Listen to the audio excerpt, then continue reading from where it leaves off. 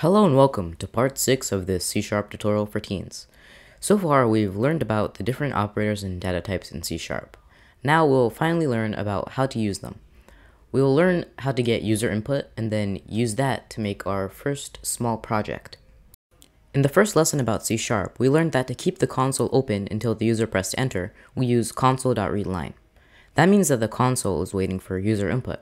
So all we have to do is get that input. Let's try this out in Visual Studio.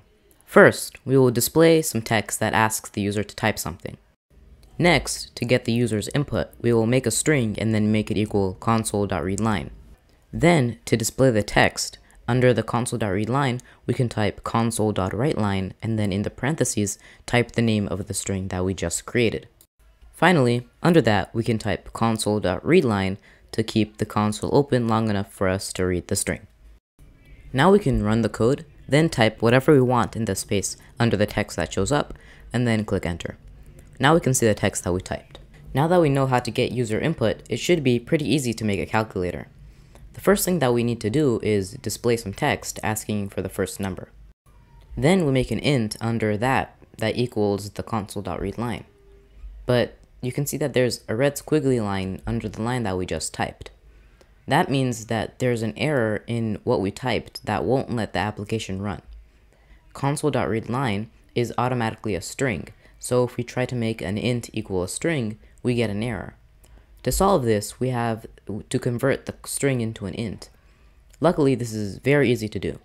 All we have to do is, before console.readLine, type convert.toInt32, then surround the console.readLine in parentheses. This will change the string into an integer. Next, we can display some text asking the user for the second number. And then we can do the same thing that we did for the first number. Finally, we can display the sum. Just like we learned in part 3, we can just type num1 plus num2 in the console.writeLine. Then after typing console.readLine, we can run our code. When we are asked for the first number, we can type 12 and then click enter. And then we can type 12 again. Obviously, this was a very simple calculator for only adding, but you can always add a functionality for subtracting, multiplying, and dividing pretty easily. Thank you for watching. This has been part 6 of this C# tutorial for teens. Please stay tuned.